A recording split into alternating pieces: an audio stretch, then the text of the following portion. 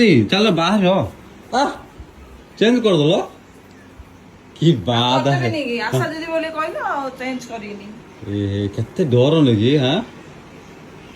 ଆଶା ଦିଦି ବୋଲି କହିଲେ ଅସୁବିଧା କଣ ଆଶା ଦିଦି ଯାଉ ମଣିଷ ନୁହେଁ ମୁଁ ସେମିତି କହିଲି କି କିନ୍ତୁ ମୁଁ ତ ମାନେ ଆଶା ଦିଦିରେ ଜବ୍ କରୁନି ନା କାହିଁକି ଲୋକ ଆଶା ଦିଦି ବୋଲି ଭାବିବେ ସତ କଥା ମୋର ପ୍ରଫେସନାଲ ସେଇଟା ନାଇଁ ନା ମୋର ପ୍ରଫେସନାଲ ହଉଛି ହାଣ୍ଡିଶାଳ ହାଣ୍ଡିଶାଳ ଭଳିଆ ଶାଢୀ ପିନ୍ଧିଲେ ଭଲ ହେଲା ସତ କଥା କଥା ନାଇଁ ସତ କଥା ମୁଁ ମନା କରୁନି ହଠାତ୍ କିଏ ଯଦି ମୁଁ କହିଥିଲି ପରା ପୂର୍ବରୁ ବି କିଏ ଯଦି ଆଶା ଦିଦି ଆଇଲା ଧାଇ ଦେ ସେଇଟା ପିନ୍ଧିକି ଇଞ୍ଜେକ୍ସନ ଧରି ପଳେଇବି ଇଞ୍ଜେକ୍ସନ ଧରି ପଳେଇବି ହଉ ଚାଲ ବାହାର ଆରେ ପିଲେ ବାହାର ଯିବା ଭାଇ ଯିବା ନାଇଁ କି ଧାଇଁ ତ ପଡ଼ିବ ବୋଲେ ତମକୁ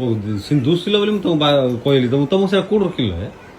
କିଣିଲା ବେଳକୁ ତ ତମେ ହେଲେ ଥିଲ ତାର ବ୍ଲାଉଜ ଟା ଅଲଗା ଅଛି ହେଲା ମାନେ ଟିକେ ହେଭି ୱାର୍କ ଅଛି ତ ଶାଢୀଟା ପ୍ଲେନ ଦେଇଛି ଅଲଗା କଲର ଆକ୍ଚୁଆଲି ଆମେ ଆଣିବାର ଥିଲା ବହୁତ ସାରା କଲର ଥିଲା ଆଶା ଦିଦି କଲରଟା ମତେ ମାନେ ବୋଲେ ମେନ୍ ଜିନିଷ କଣ ମୁଁ ଗୋଟେ ଆଶା ଦିଦି ଦେଖିଥାଉ ତ ଏମିତି ଭଲ ଦୋଷ ଥାଉ ତ ସେଟା ପାଇଁ ଭାବିଲି କଲର ପିନ୍ଧିଲେ ମୋର ମାଇଗଣା ସୁନ୍ଦର ଦିଶିବ ବୋଲି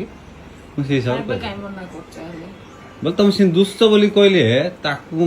ବୋଲେ ତାକୁ ନଜର ରଖି ତମକୁ କହିଲି ମୁଁ ବୁଝିଲ ଆଉ ତମେ ଯଦି କାଢି ଦବ ମୁଁ କଣ କରିବି କୁହ ମୁଁ କିଛି କରିପାରିବିନି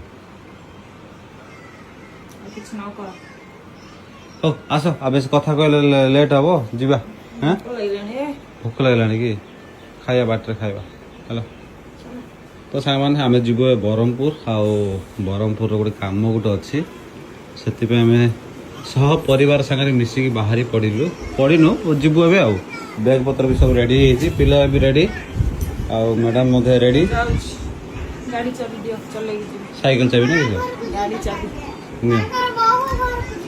ତମର ବୋଉ ଘରକୁ ଯିବ କି ବ୍ରହ୍ମପୁର ଯିବ ହଉ ଚାଲ ଚାଲ କାହିଁ ରହିଲ ଏଠି ବେଶୀ ଚଲେଇବାର ଶିଖେଇଛ ତ ଆହୁରି ଚାବି ଦେଇ ଚାଲ ଚାଲ ନା ବାଘର ଚାଲ